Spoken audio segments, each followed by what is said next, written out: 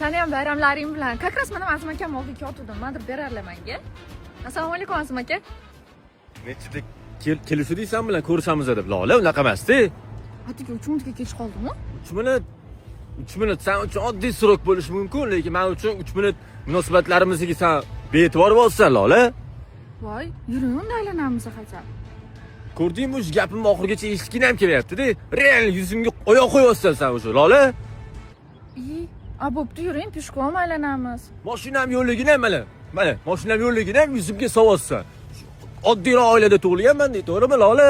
Sovg'a bergisi kelmasa aytib qo'ya qoling. Ko'rding, o'sha o'ylamasdan gapiryapsan-da. O'ylamay ish qolsa, hozir menimcha yulduzimizga ham to'g'ri kelmayapti-da. Sen orzularing vashshe osmon, meniki vashshe boshqa qilib qoldi, Lola.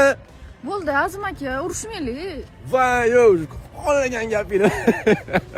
Qolagan gapingni gapiryapsan. Menga qara, hozir borgin-da.